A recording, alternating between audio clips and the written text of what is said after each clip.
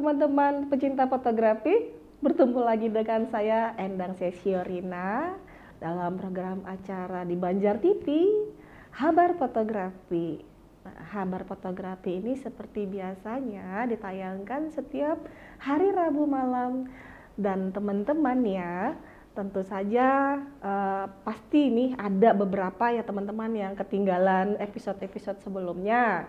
Kalau misalnya teman-teman ingin tahu bagaimana tayangan episode sebelumnya tentang apa saja, teman-teman bisa melihatnya nanti, menontonnya kembali di channel YouTube-nya Banjar TV ya, untuk program Habar Fotografi. Jadi jangan takut ya teman-teman, tidak akan ada yang ketinggalan lagi ya enggak.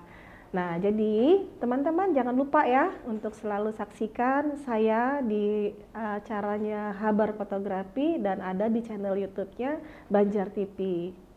Nah, teman-teman, mungkin teman-teman juga saya mengingatkan ini, mungkin teman-teman perlu untuk narasumber sebagai sebagai narasumber di komunitas maupun kampus-kampus maupun perusahaan, bisa memanggil saya melalui WhatsApp atau melalui Instagram saya. Silahkan di inbox aja nanti ya kalau misalnya teman-teman membutuhkan narasumber sebagai trainer. Nah, teman-teman, seperti biasanya saya akan memberikan atau sharing tentang fotografi. Apa saja itu nanti teman-teman akan tahu. Untuk episode kali ini saya bercerita tentang apa ya. Baik teman-teman, ayo kita simak bersama-sama ya. Teman-teman, kali ini mungkin agak spesial nih ya, karena ada sebuah momen yang biasanya dirayakan oleh umat muslim. Nah, apakah itu? Itu adalah Hari Raya Idul Adha, yaitu kalau orang sebagian menyebutnya Hari Raya Kurban ya. Jadi Hari Raya Idul Adha, Hari Raya Kurban, atau Hari Raya Haji gitu ya. Nah, jadi untuk momen ini di mana umat Muslim berlomba-lomba nih ya untuk melaksanakan ibadah rukun Islam yang kelima, yaitu naik haji. Selain naik haji ini momennya memang biasanya dilaksanakan pada saat Idul Adha. Nah, tetapi di kita sebagai umat muslim juga ada yang namanya umroh. Jadi kalau umroh itu dilaksanakan bisa kapan saja ya. Alhamdulillah pada bulan kemarin saya melaksanakan ibadah umroh selama perjalanan sekitar 13 hari, ditambah perjalanan selama di dalam perjalanan dari Indonesia ke Saudi Arabia ya.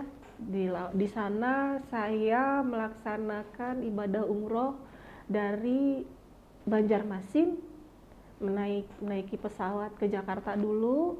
Dari Jakarta transit kita menuju Jeddah. Kebetulan kami melaksanakannya itu Jeddah dulu atau Mekah dulu, baru kemudian kita ke Madinah. Nah, jadi hari ini saya sharing tentang perjalanan saya ya. Sebenarnya saya yakin sih para pecinta fotografi ini sudah ada nih yang pernah punya pengalaman pergi umroh. Saya yakin sekali kok, pasti sudah ada. Nah, tapi kali ini saya sharing untuk teman-teman yang belum, siapa tahu kan nanti tertarik untuk bisa melaksanakan umroh, insya Allah ya. Semoga kita semua dipanggil ke sana untuk berkunjung ke Baitullah. Nah, teman-teman, perjalanan saya ibadah ya, saya menganggap itu adalah perjalanan ibadah gitu. Perjalanan ibadah saya ke Masjidil Haram dan juga kemudian Masjidil Nabawi itu adalah, menurut saya adalah perjalanan yang sangat saya rindukan dan sangat saya impikan. Bahkan saya sebenarnya ingin sekali nih, bukan hanya umroh tapi juga ibadah haji.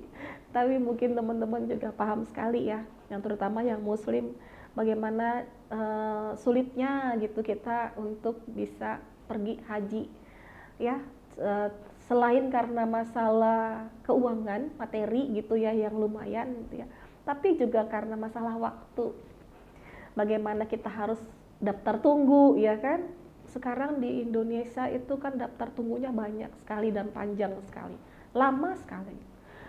Untuk Banjarmasin saja mungkin ada yang sampai 30 tahun, 15 tahun, 30 tahun, 35 tahun gitu ya. Pokoknya sudah 10 tahun ke atas gitu untuk list kita. Bisa dibayangkan kalau kita mendaftar sekarang di usia yang misalnya sudah matang gitu ya, 30 tahunan. Kalau kita 10 atau 20 tahun lagi berarti kan usia kita sudah di 40 atau 50 tahun gitu ya. Alhamdulillah syukur-syukur gitu loh kalau kita masih di usia itu masih sehat. Tapi kalau misalnya kita punya di daftar tunggu yang lebih lama lagi, wah usia kita sudah lumayan gitu ya, dan mungkin kesehatan kita juga fisik kita juga sudah menurun. Makanya hal pertama yang bisa dilakukan mungkin adalah umroh dulu gitu ya, haji kecil kalau kita bilang ya.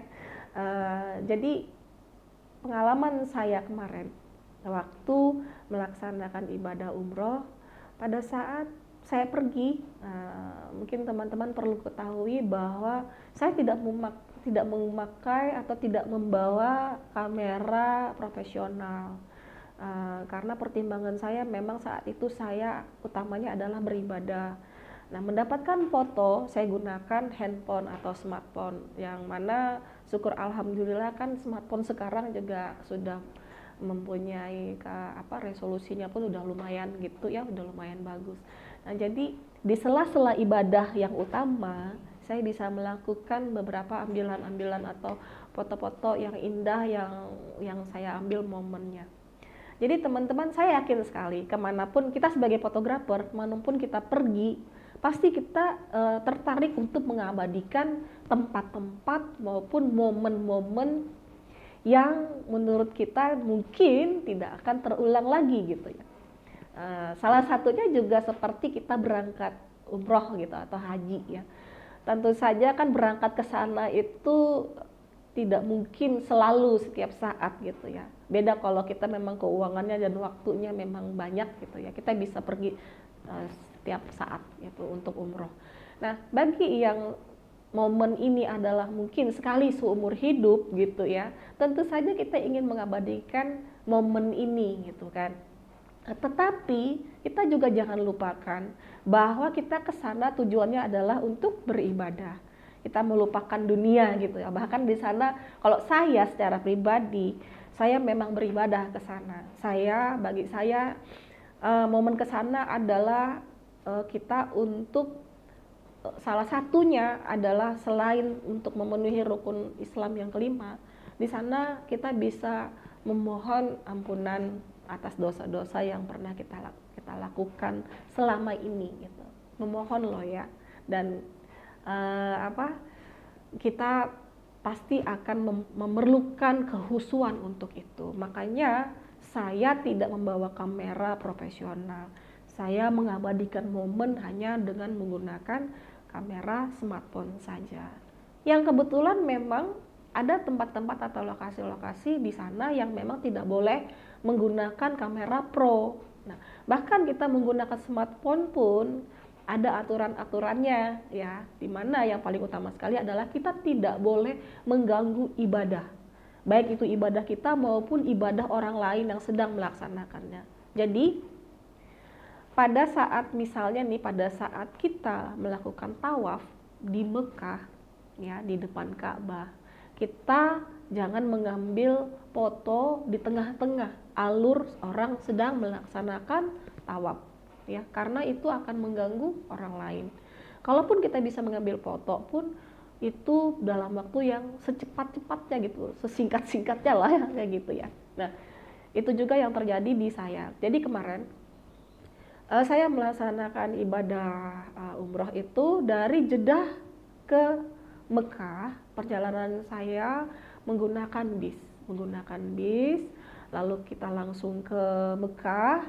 Sampai di sana kita langsung mengadakan umroh pertama ya. Jadi umroh pertama itu Kebetulan waktunya malam karena kami sampainya pun sudah malam gitu kan.